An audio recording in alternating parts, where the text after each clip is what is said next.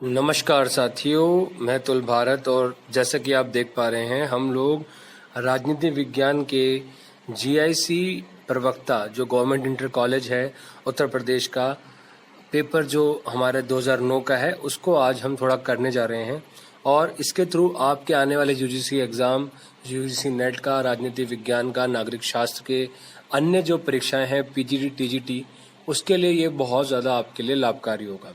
क्योंकि आप देखेंगे कि पीजीटी और टीजीटी में या जो जीआईसी प्रवक्ता है गवर्नमेंट इंटर कॉलेज का, इन सब में मुख्यतः आप देखेंगे कि सारे प्रश्न रिपीट भी होते हैं और बहुत सारे तो ऐसा भी है जो यूपीएससी में भी आए हुए हैं और उत्तर प्रदेश का संघ लोक सेवा आयोग का जो अपर पीसीएस एग्ज़ाम है, लोअर पीसीएस एग्ज़ाम है, उसके अंदर भी आपको ये एग्ज़ाम देखने को मिलेंगे और ये पेपर्स के ये क्वेश्चंस देखने को मिलेंगे।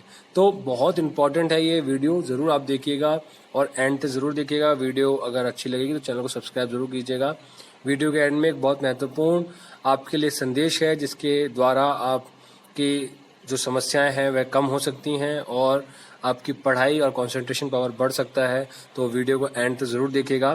बिना समय व्यर्थ करे शुरू करते हैं कि संसदीय शासन प्रणाली में मंत्रिपरिषद के सदस्य सामूहिक रूप से उत्तरदायी होते हैं।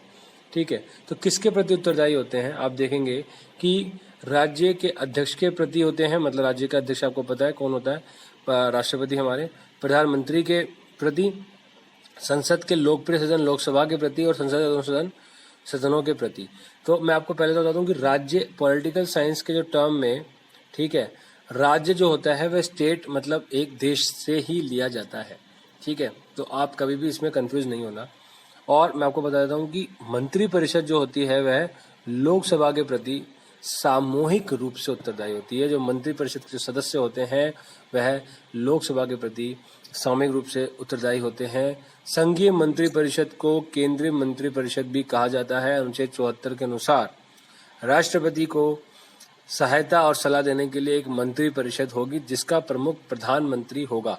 अनुच्छेद 75(3) में, ठीक है, बहुत इंपॉर्टेंट है ये, आपको याद रखना है, कहा गया है कि मंत्रिपरिषद लोकसभा के प्रति सामूहिक रूप से उत्तरदायी होगी। बहुत इंपॉर्टेंट है, बहुत ज़्यादा।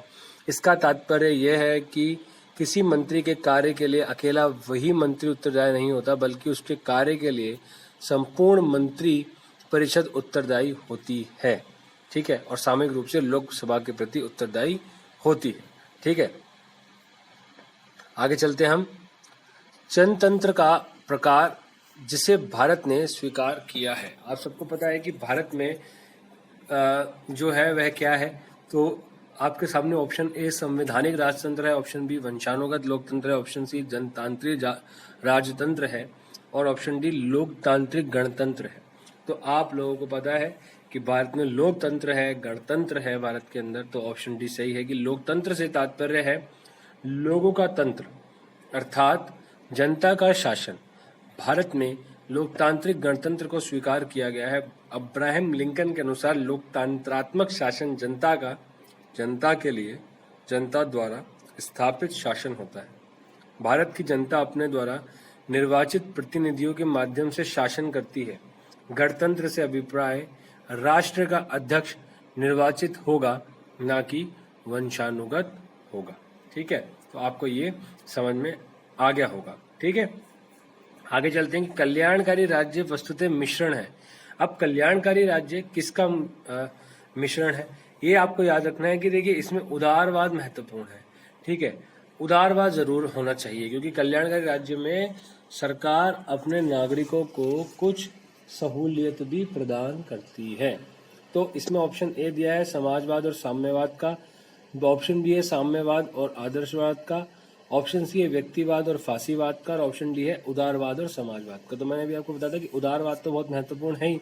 तो उदारवाद और समाजवाद जो है इन दोनों के मिश्रण को कल्याणकारी राज्य की संकल्पना कहते हैं। और कल्याणकारी राज्य का यहाँ पे जो व्याख्या दी गई है कि कल्याणकारी राज्य उदारवाद और समाजवाद का मिश्रण है। लोकतांत्रिक पद्धति का समर्थन उदारवाद का अंतिम किंतु अधिक महत्वपूर्ण विचार कहा जा सकता है। उदारवाद का जन्म ही स्वे इच्छाचारी शासन के विरुद्ध प्रतिक्रिया के रूप में हुआ है और लोक प्रभुत्व उदारवाद का मूल तत्व है। ठीक है, मतलब लोगों का प्रभुत्व हो, लोगों की उसमें पूरी की पूरी प्रभुत्वता होनी चाहिए, वह अपने नियम कानून लोग ही बनाए, ठीक है, वह उदारवाद का मूल तत्व है। अब देखिए किस संवैधानिक संशोधन द्वारा भारतीय संविधान में मौलिक कर्तव्य को सम्मिलित किया गया। आप सबको पता है मिनी कॉन्स्टिट्यूशन कहते हैं इसको, मिनी कॉन्स्टिट्यूशन, छोटा संविधान कहते हैं उसको, कि 1976 में 42वें संविधान संशोधन में 1976 में बहुत सारी चीजें ऐड की थी, बहुत सारी चीजें, ठीक है। तो 1976 में ऑप्शन बी 42वां संविधान संशोधन में मूल कर्तव्य को जोड़ा गया और स्वर्ण सिंह समिति के संस्तुति के आधार पर 42वें संविधान संशोधन में 1976 द्वारा जोड़ा गया संविधान में एक नया भाग 4 का अनुच्छेद 51 का में 10 मौलिक कर्तव्यों का उल्लेख किया गया। वर्तमान में 86वें संविधान संशोधन द्वारा 11वां मूल कर्तव्य भी जोड़ा गया, ठीक है। तो ये आपको याद रखना है। आगे हम चलते हैं। निम्न में से कौन भारतीय संविधान की समवर्ती सूची में है? देखो समवर्ती सूची, शिक्षा, संघ लोक सेवा आयोग, ऑप्शन सी पुलिस और ऑप्शन डी आयकर। तो मैं इसका आपको बता ही रहे हैं कि आपने देख भी लिया कि इसका सही ऑप्शन ए है शिक्षा। भारत के मूल संविधान में 8 अनुसूचियां थी, वर्तमान में इनकी संख्या 12 हो गई है। 7वीं अनुसूची में संघ और राज्यों के मध्य शक्तियों के विभाजन के बारे में दिया गया है। इसके तहत 3 सूचियां हैं जिसमें संघ सूची, राज्य सूची और समवर्ती सूची है। 42वें संविधान संशोधन द्वारा शिक्षा को राज्य सूची से निकालकर समवर्ती सूची में प्रतिस्थापित किया गया। समवर्ती सूची मतलब समवर्ती सूची, इन पर दोनों कानून बना सकते हैं, ठीक है, राज्य भी और केंद्र भी, ठीक है। तो 42 से 1976 संविधान संशोधन द्वारा ये भी देखो आपको एक और चीज पता लगी, बड़ा इंपॉर्टेंट, कि 42वां संविधान संशोधन 1976 द्वारा जो कि शिक्षा राज्य सूची में हुआ करती थी उसको समवर्ती सूची में डाला गया, मतलब उस पे संघ और राज्य दोनों ही कानून बना सकते हैं। भारतीय संविधान की 8वीं अनुसूची का संबंध है भाषा से, ठीक है, अनुसूचित जनजातियों से, भारत राज्य के राज्यों के नाम से, उपयुक्त में से कोई नहीं। तो आपको पता है भारत के अंदर शुरुआत में 14 भाषाएं थी जो अनुसूची 8 के अंदर थी, और उसके बाद में अमेंडमेंट करते करते आज भारत की राजभाषाओं में आप देखोगे कि भारत की अनुसूची 8 के अंदर 22 भाषाएं हैं। और यहाँ पे इसकी व्याख्या भी है कि भारतीय संविधान की 8वीं अनुसूची का संबंध भाषा से है। भारत के मूल संविधान में कुल 14 भाषाओं का उल्लेख था, वर्तमान में इनकी संख्या 22 है। 21वें संविधान संशोधन के तहत सिंधी, 71वें के संविधान संशोधन के तहत कोंकणी, नेपाली और मणिपुरी तथा 92वें संविधान संशोधन द्वारा संथाली, डोगरी, मैथिली और बोडो भाषाओं को संविधान में प्रतिस्थापित किया गया। तो बहुत बेहतरीन है ये। और आपको ये बताना है कि 21वां संविधान संशोधन, 71वां और 92वां ये संविधान संशोधन कौन कौन से ईयर में हुए थे, ये आपके लिए काम है। गूगल पे सर्च करें, कैसे भी ढूंढे और कमेंट बॉक्स में लिखें। भारतीय संघीय प्रणाली की विशेषताएं हैं शक्तियों का बंटवारा, शक्तियों का पृथक्करण, स्वतंत्र न्यायपालिका, प्रधानमंत्री का नेतृत्व और लिखित संविधान। तो यहाँ पर क्या क्या सही है, ठीक है।